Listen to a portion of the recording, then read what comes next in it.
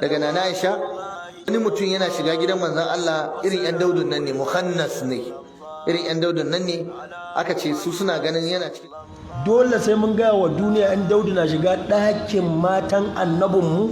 Wace hidima muka yi wa kanmu, wace hidima muka yi wa annabinmu, wace hidima muka yi wa addininmu kan yaɗa wa duniya yan daudu na dabdala. An ce a lokacin annabi sallallahu alaihi wasallam kamar yadda Urwa ya ruwaito daga nana Aisha wani mutum yana shiga gidan manzon Allah irin yan daudun nan ne, muhannas ne, irin yan daudun nan ne, aka ce su suna ganin yana cikin ghairu ulil irbati min al-rijali.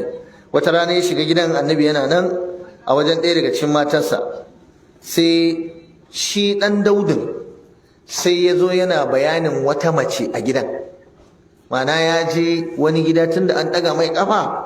Hadisin Bukhari ne da Muslim suka rawaito shi.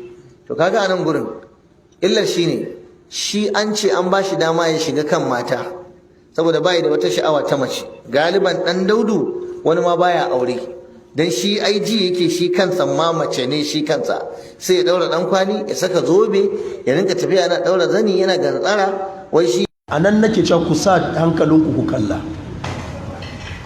a kawo fikihun da hikimar yin haka. Dole sai mun gaya wa duniya yan daudu na shiga ɗakin matan annabinmu.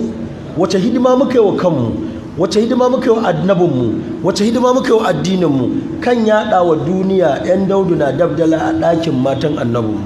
Ko da an ya kamata mu ɓoye tunda dai mun yi imani da shi, kuma abin nan ba mai kyau bane. Dan da mai kyau ne da ka gaya wa kanka, da mai kyau ne da ka gaya wani naka. Ba su faɗa ba yan daudu na dabdala ɗakin Abubakar.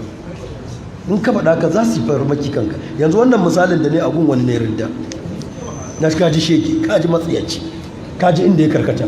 To na ji ko me za ka faɗa faɗi, amma ka tuna cewa annaba aka gaya na ji ciwo. Misali kawai ne ma, ni ban ce anya ba, amma can gashi na isnadi Bukhari na ta maimaitawa.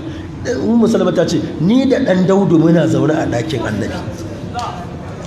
Gashi ya gane ga wata riwaya can da ya ƙi faɗarta don yana haɗa su sun rushe, ya san ba a yi ba, ya guji ta.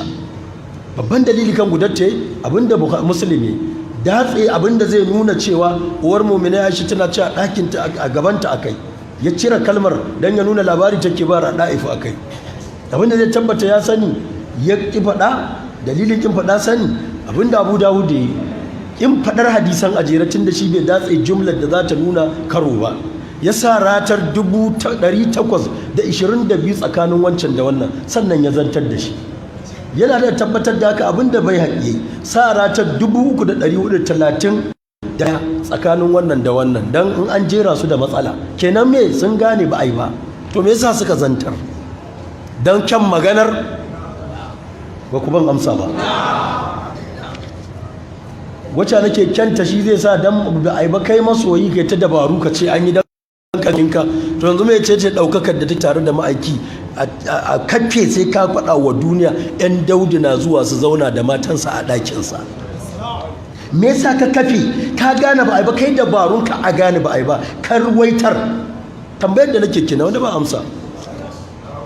Juma'a ta dawo, yau ga Lahadi, Juma'a za ta dawo, wata ta wuce wata ta wuce. Za su bar magana kamar ba ai ba, saboda me? Ba ka Abubakar kai ta ba, balle su yi lacca ai gangami a Tirayim. A ce fitina ta taso, za a rushe mana magabatanmu na kwarai, za a canja mana addinin da muka gada. Amma yanzu kan annabi ne ba su gane cewa za a canja addini na kwarai. Faɗar cewa gidan ma'aiki alaihi salatu wassalam ya zama matattaran yan daudu. Ka sa rata annabinka, ka sa 3431 don ka a gane ba a yi ba. Wannan ya sa 822 don ka a gane ba a yi ba. Wannan ya cire kalma a cike jera don kar a gane ba a yi ba. Wannan ya faɗi ɗaya ki faɗa ɗaya don kar a gane ba a yi ba. Kuma ya zama na basu laifi ba, kai da kake faɗar wannan kai ne mai laifi, kai ne ƙazanta, kai ne datti, kai ne abin a kawar, kai ne abin a gusar, kai ne abin a yaƙa, kai ne ɗan wuta, kai ne ɗan bid'a. Wanda suka annabi wannan su ne ahlus sunna.